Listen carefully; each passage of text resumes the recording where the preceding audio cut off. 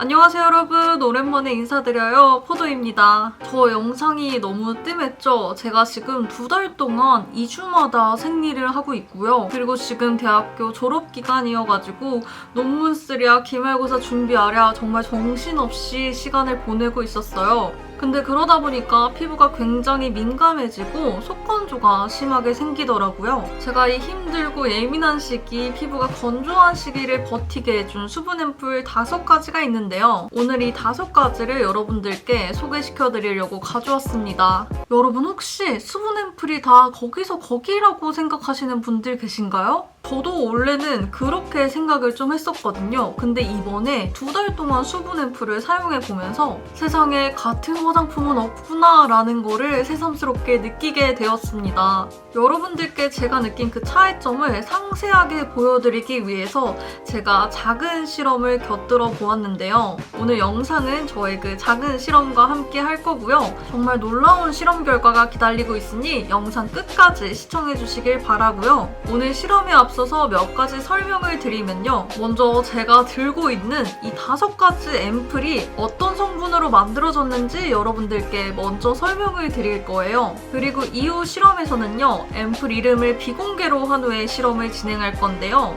여러분들께서는 과연 비공개로 되어 있는 제품이 어떤 제품인지 추측하면서 영상을 시청해주시면 됩니다. 5가지 앰플 비교 영상 과연 여러분들이 몇 개나 맞출지 저도 너무 궁금하네요.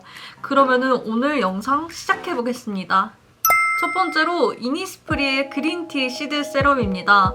80ml에 27,000원의 가격을 가지고 있고요. 이니스프리 그린티 라인의 특유의 초록색 케이스와 플라스틱 펌프로 이루어져 있는 앰플입니다. 첫 번째 앰플 성분으로는 그린티 시드 세럼이라는 이름에 걸맞게 녹차씨 오일과 녹차 추출물이 들어가 있고요. 이외에도 글리세린, 나이아신아마이드, 락토바실러스 발효 용해물, 스쿠알란, 판테놀 등이 들어가 있습니다. 앰플 중에는 향이 좀 강한 편이다 싶었는데 역시나 향료가 들어갔더라고요.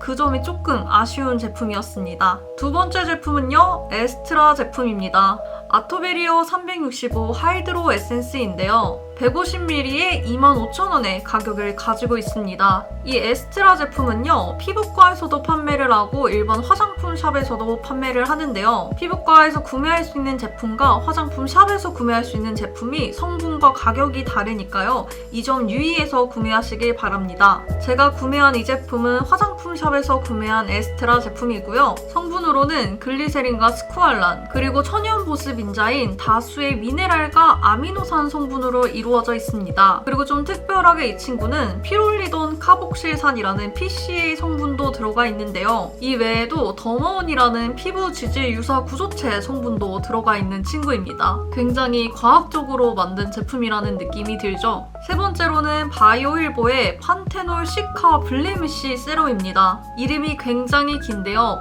30ml에 24,000원의 가격을 가지고 있는 플라스틱 케이스의 스포이드 형태 앰플입니다. 이름에서 알 수 있다시피 성분은 거의 판테놀과 시카 성분으로 구성되어 있어요. 화장품에 넣을 수 있는 시카 성분은 다 넣었다고 볼 수 있는데요. 아시아티코사이드, 아시아틱 엑시드, 마데카소사이드, 마데카식 엑시드, 병풀 추출물까지 들어갈 수 있는 모든 시카 성분은 다 들어왔습니다. 성분으로만 봤을 때는 피부 장벽을 개선하는 기능성 수분 앰플입니다. 그리고 네 번째로는요, 라운드랩의 자작나무 수분 세럼입니다. 50ml에 28,000원의 가격을 가지고 있고요. 유리 케이스의 펌프 형식의 앰플입니다. 이 제품은 자작나무 수액과 비타 히알루론산이 들어가 있고요. 글리세릴 글루코사이드라고 피부의 수분 통로를 열어주는 그런 특이 성분이 들어가 있는 친구입니다. 어떻게 보면 이 친구는 순수하게 수분만을 전달하는 순수 수분 충전 앰플이라고 보실 수 있으실 것 같아요. 마지막으로 아이소이 제품입니다. 모이스처 닥터 앰플인데요. 40ml에 27,000원의 가격을 가지고 있고 유리 케이스의 스포이드 형태의 앰플입니다. 이 친구는 원래 이름보다 장수진 앰플이라고 알려져 있더라고요. 장벽, 수분, 진정 이 3가지 기능에 포커스를 맞춰서 트레알로스, 스쿠알란, 판테놀, 어성초, 락토바실러스, 세라마이드, MP까지 1개나 2가지 기능에 포커스를 맞춰서 성분을 구성한 앞의 앰플들과 달리 굉장히 많은 기능을 담으려고 노력한 앰플입니다. 하지만 기능이 많다고 좋은 제품은 아니죠. 이렇게 5가지 앰플에 대한 설명을 먼저 드렸고요. 이제 실험을 보여드릴 건데요. 실험을 위해서 플라스틱으로 프레파라트를 만들어 보았습니다. 이 프레파라트 위에 2가지 재료를 준비했는데요. 말린 고기 큐브와 수분이 가득한 방금 썰은 사과를 올려두었습니다. 그리고 이 2가지 재료 위에 최대한 같은 용량의 앰플을 도포하였는데요. 이제 시간이 지나면서 말린 고기 큐브는 어떻게 팽창이 되었는지, 사과는 얼마나 수분을 잃고 갈변을 하는지, 이 2가지를 여러분들 살펴보시고 앞에 제가 덜어놓은 앰플들의 색깔과 점도를 확인하시면서 어떤 앰플인지 추측해보시면 됩니다. 사과는 대조군이 필요할 것 같아서 아무것도 묻히지 않은 사과를 같이 올려놨어요. 실험은 총 1시간 반 동안 진행을 했고요. 수분 앰플이 다른 거 외에는 다른 모든 조건은 동일한 컨디션에서 실험을 진행하였습니다.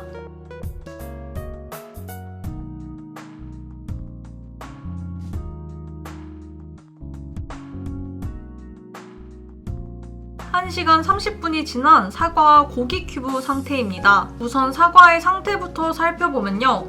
갈변 상태가 B 앰플이 가장 심해 보이고 D 앰플이 가장 변화가 없는 것 같네요. A, B, C 앰플부터 자세히 보시면 A와 C 앰플은 가장자리 부분부터 갈변이 올라오는 것처럼 보이고 B 앰플은 중앙 부분까지 갈변이 진행되었고 대조군 사과와 거의 차이가 없는 것 같아요. 그리고 D, E 앰플인데요. D는 거의 방금 깎은 사과로 보일 정도로 갈변이 거의 진행되지 않은 걸 볼 수 있는데요. E 앰플은 앞에 C 앰플과 비슷해 보이죠? 가장자리 부분부터 갈변이 올라와 있는 상태입니다. 사과 갈변 실험을 정리해보자면 D 앰플, A, C, E 앰플, B 앰플 순으로 사과의 상태가 유지가 되었고요. 2번째 고기 큐브 실험 역시 대조군이 있어야 잘 보일 것 같아서 대조군을 옆에 올려두었습니다. 외관적으로는 B 앰플의 고기 큐브가 가장 팽창되어 있고 D 앰플의 고기 큐브가 가장 원상태를 유지하고 있는 것 같아요. 순서대로 A, B 앰플의 고기 큐브 상태,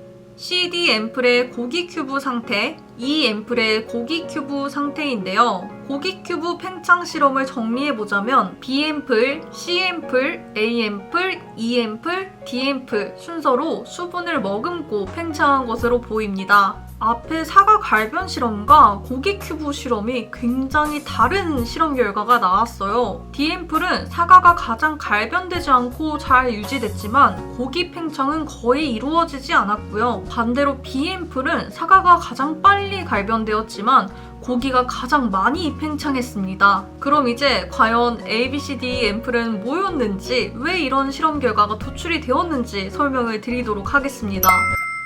우선 A, B, C, D 앰플은 순서대로 라운드랩의 자작나무 수분 세럼, 에스트라의 아토베리어 365 하이드로 에센스, 이니스프리의 그린티 시드 세럼, 바이오일보의 판테놀 시카 블레미쉬 앰플, 아이소이의 모이스처 닥터 앰플입니다.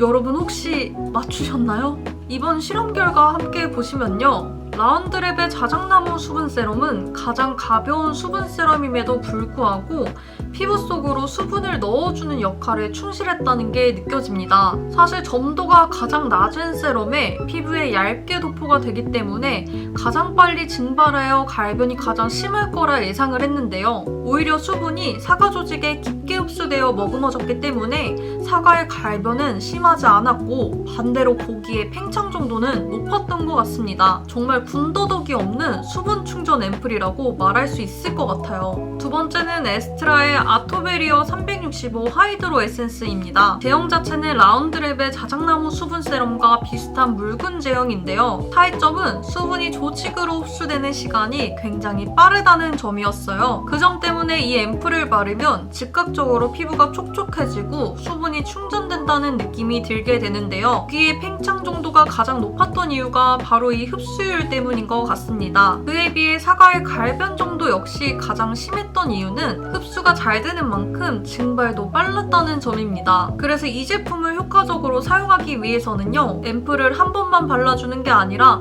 3번에서 5번 정도 앰플을 천천히 쌓아서 발라주면은 정말 속건조가 그날 즉시 사라지게 될 정도로 흡수가 좋습니다. 세 번째, 이니스프리 그린티 시드 세럼 결과 보시면요, 앰플의 색상이 다른 앰플들과 달리 누리끼리한 투명한 느낌의 앰플입니다. 향이 굉장히 진한데요. 향에 민감하신 분들이라면 이 제품은 피하시는 게 좋을 것 같습니다. 수분 충전과 항산화에 좋은 녹차 추출물 때문인지 사과의 갈변 실험과 고기의 팽창 실험에 모두 중간 점수를 받은 앰플입니다. 이 제품 끈적임도 적고 흡수도 괜찮은 편이어서 저는 데이타임에 메이크업 전에 많이 발라주는 앰플입니다.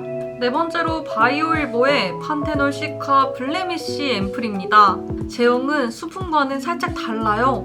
미끌거리는 제형을 가지고 있고요. 흡수에도 끈적임이 꽤 있는 편입니다. 바이오일보가 자회사를 설명할 때 고기능 안티에이징 더마 스킨케어 브랜드라고 말하는데요. 실험 중에서 사과가 가장 갈변되지 않았고 고기 역시 가장 팽창되지 않고 원상태를 유지하는 것으로 보아 안티에이징 맞고요. 수분보다는 더마에 조금 더 집중한 더마 스킨케어 브랜드 맞습니다. 정말 이 긴 이름 그대로 앰플을 만들었더라고요. 정말 놀라운 점이 아닐 수 없었습니다. 마지막으로 아이소이 모이스처 닥터 앰플입니다. 이 제품 바이오일보 제품과 제형이 유사합니다.